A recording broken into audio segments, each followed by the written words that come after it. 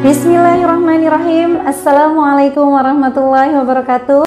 Seperti yang kita tahu, setiap mualaf selalu punya kisah yang menarik, unik, dan inspiratif. Seperti narasumber kita kali ini, bukan hanya menarik dari perjalanan hijrahnya, tapi juga setelah beliau menjadi muslim, banyak gebrakan yang beliau lakukan dan pasti menginspirasi kita semua.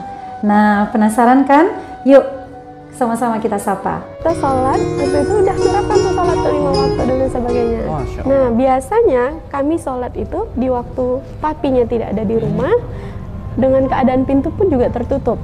Hari itu kami sholat maghrib, pintu kami nggak kunci. Pintu kami nggak kunci, jadi lagi sholat maghrib baru masuk 2 rakaat, papinya pulang, kami lagi jamaah.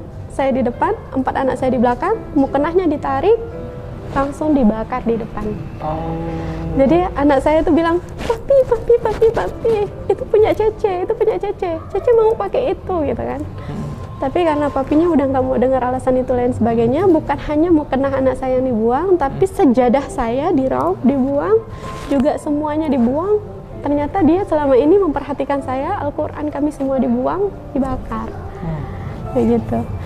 Ternyata bukan hanya barang-barang tadi untuk saya sholat yang dibuang, sayanya juga dibuang ke depan. Allah.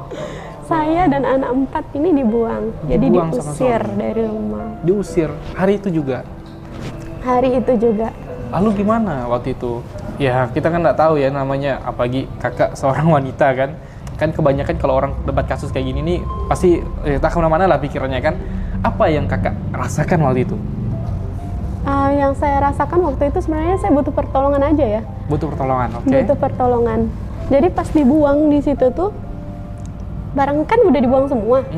Sebenarnya kelihatan sekali ya kalau misalnya dibuang di depan rumah gitu kan, orang lewat-lewat itu kan keluar ke jalan itu kelihatan banget tuh barang kita tuh.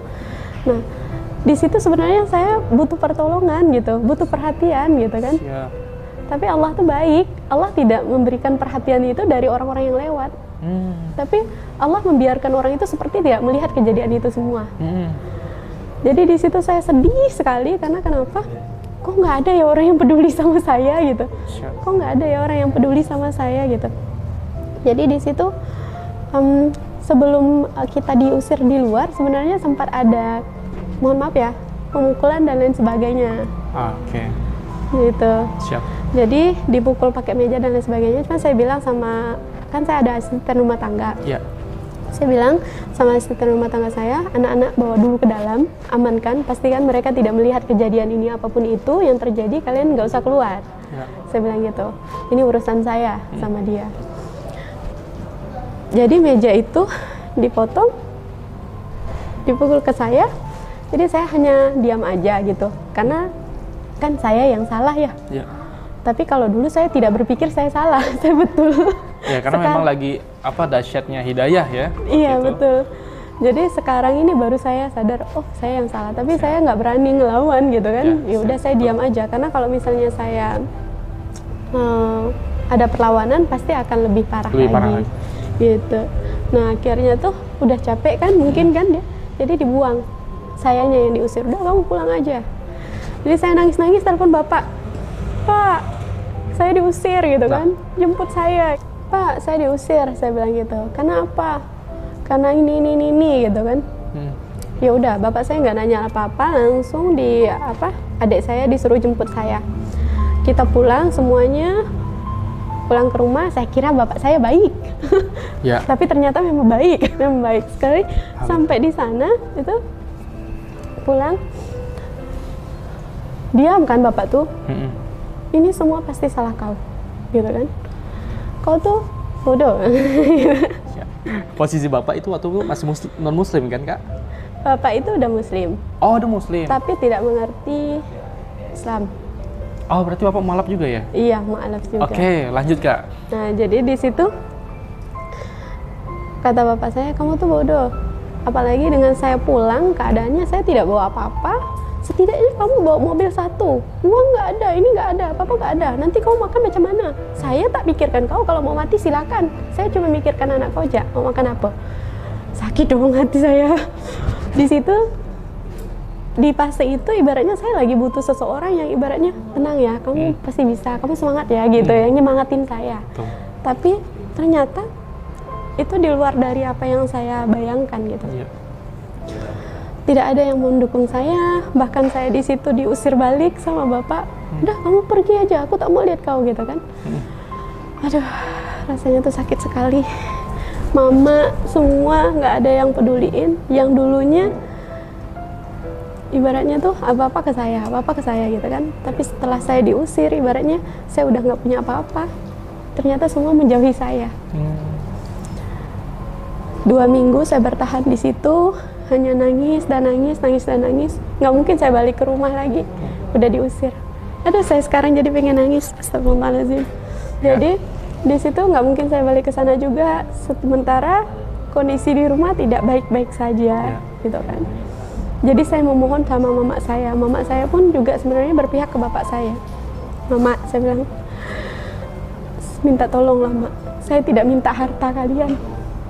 Saya tidak minta kalian bantu saya. Saya tidak minta support seperti apa yang kalian berikan kepada saudara yang lainnya gitu. Saya hanya minta doa dari mama. Saya minta hanya support mama. Saya bilang gitu, hanya minta restu mama. Mak, saya pilih Islam ini karena kalian. Saya ingin kita sama-sama nanti berkumpul di surga. Saya bilang gitu. Jadi tolong ridhoi saya, doakan saya, berikan semangat untuk saya. Saya tidak minta harta. Saya bilang gitu. Biar yang lain semuanya nggak mendukung saya, tapi tolong emak dukung saya. Walaupun hanya emak yang dukung saya yakin saya pasti masih mampu untuk berdiri, saya bilang. Jadi mama tuh diam aja. Lama-lama mama bilang gini, aku nih bisa apa? Aku doakan kau lah, mudah-mudahan Allah mudahkan. Kau balik aja lagi ke Pontianak, dia bilang gitu kan. Jadi dengan ridho dari mama nih, restu dari mama, bismillah, saya balik ke Pontianak. Di situ saya ngekos, kosannya kecil. Kalau diukurkan itu hanya berapa ya? 2,5 kali 3, nggak sampai kayaknya. 2,5 kali 2 lah gitu ya. Dengan 4 anak. 4 anak.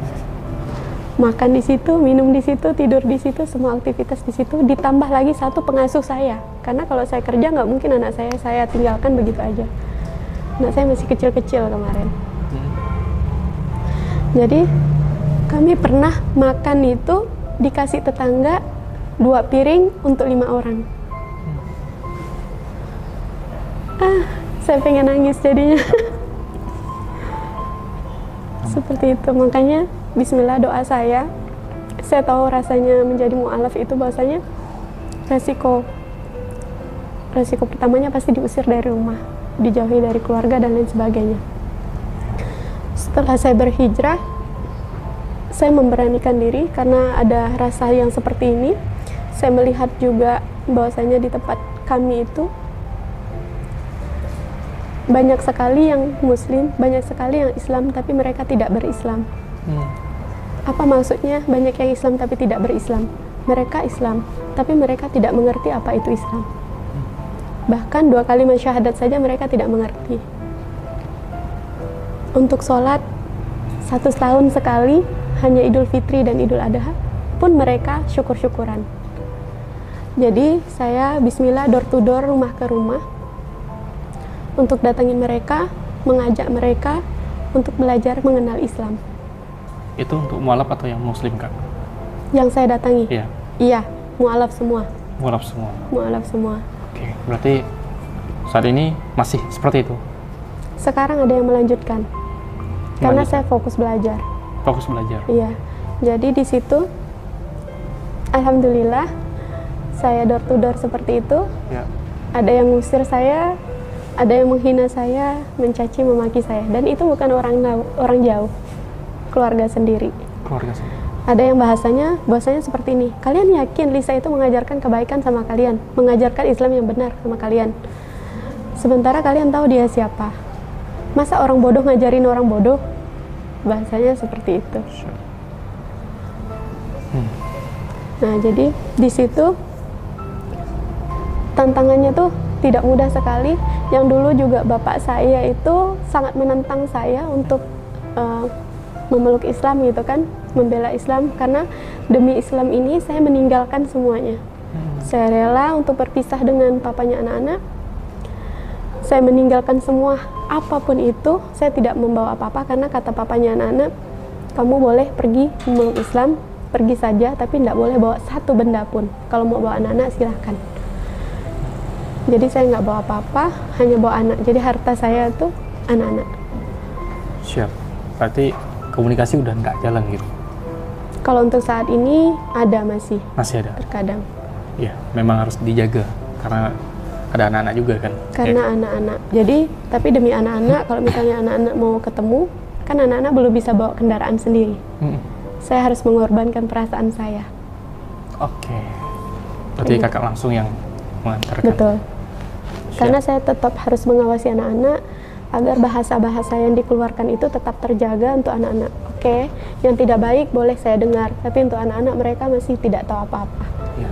Yang salah kalau mau disalahkan itu saya. Gitu. Nah, jadi di situ alhamdulillah kita yang telah di waktu mau buka TPA, kan saya langsung buka TPA ya kemarin. Oh, udah buka TPA berarti? Alhamdulillah. Di mana, Kak? Di Toho. Di Toho? Oke, di Toho. Itu udah berapa lama, Kak? Dari tahun 2021 kemarin. Oke, berarti udah lama juga ya? Pas saya mulai hijrah. Berarti pas hijrah Langsung kepikiran bergerak, gitu ya? Langsung bergerak. Oke, siap. Gitu. Sekarang di Pontianak ngekos kan? Ngekos. Berarti di sana nggak jalan lagi? Di sana ada yang lain melanjutkan. Ada yang lain melanjutkan? Posisi kakak udah mengajarkan atau? Posisi saya kemarin hanya menggerakkan, jadi mengajak orang untuk bergerak, mengajak orang untuk ibaratnya menuju kebaikan. Saya menjanjikan surga sama mereka. Menjanjikan pahala dengan mereka. Siap. Saya bilang kalau untuk bayar uang kalian, gaji kalian itu nggak bisa. Saya nggak punya, saya bilang gitu. Kadang saya untuk kesini aja isi bensin itu cukup-cukup, pas-pas. Kadang saya pergi nggak bawa uang, pulang dari sini saya dikasih bapak. Saya bilang gitu. Siap. Nah, jadi saya hanya menjanjikan pahala sama mereka, menjanjikan surga sama mereka. Dan alhamdulillah mereka mau, ada ya juga yang mau bergerak gitu, mau mengajarkan di situ. Siap. Nah, di situ karena saya tidak bisa untuk mengajar tadi yang Mas bilang, jadi saya cari orang yang bisa ngajar. Apa tujuan utama kakak? Kenapa pengen gitu meninggalkan yang udah nyaman nih tadi? Masuk Islam langsung dapat kesulitan. Itu kan suatu pengorbanan yang luar biasa ya. Nah, apa sebenarnya tujuan untuk melakukan itu semua? Pertama kan tadi kita ingin mendapatkan ketenangan hati, kenikmatan iman. Untuk tujuan kita mendapatkan surga, saya rasa hampir semua orang pun itu. Ya. Termasuk, mohon maaf, yang non pun juga tujuannya itu. Siap, betul. Kalau saya saat ini, dan sampai saat ini, di depan ini gitu kan, saya ingin mengajak lebih banyak lagi umat di dunia itu merasakan kenikmatan iman Islam. Masya Allah. Jadi bukan hanya, banyak saya melihat bahwasanya orang itu bisa mengaji, bahkan mereka itu mengaji dengan baik dan benar, tajwid dan lain sebagainya mereka bagus sekali, tapi mereka tidak mengerti apa yang mereka baca. Oke, siap. Jadi seperti tadi yang saya katakan bahwasanya banyak mereka itu sudah Islam tapi tidak berislam. Mereka syar'i tapi tidak bersyar'i. Ya. Apa maksudnya gitu kan? Udah Islam tapi mereka tidak mengenal apa kenikmatan Islam itu. Udah bersyar'i, berpakaian tertutup dan lain sebagainya, tapi mereka tidak menjalankan syariat Islamnya. Mohon maaf, tadi yang makannya masih apa aja boleh dimakan gitu kan, yang masih sembarang, tidak memperdulikan halal atau tidak halalnya. Terus mohon maaf lagi bagi yang wanita sudah bersyar'i tapi masih membicarakan saudara sendiri. Seperti itu. Masih banyak lagi yang saya lihat bahwasanya mereka bersyar'i tapi tidak, mereka syar'i tapi tidak bersyar'i. Nah, itu tujuannya saya ingin mengajak lebih banyak orang bahwasanya kalau udah berislam, rasakan kenikmatan Islam itu. Kalau sudah syar'i, bagaimana caranya supaya bersyar'i? Alhamdulillah, demikian sharing mu'alaf kita hari ini. Luar biasa ya, sangat menginspirasi dan memotivasi kita untuk menjadi lebih baik lagi. Hijrah bukan hanya berpindah agama, tapi menjadi lebih baik dan menjadi kebaikan buat orang lain. Semuanya mudah jika Allah berkehendak. Ayo hijrah, karena hijrah bukan hanya milik para mu'alaf, tapi juga milik kita yang sudah terlahir sebagai Islam, tapi masih lalai dan melanggar perintah-perintahnya. Sebelum saya akhiri, jangan lupa like, share, subscribe, dan komen di bawah sini. Pastikan aktifkan lonceng notifikasi agar bisa terus mengupdate video-video terbaru dari kami. Wassalamualaikum warahmatullahi wabarakatuh. Inna ad-dina 'indallahil Islam.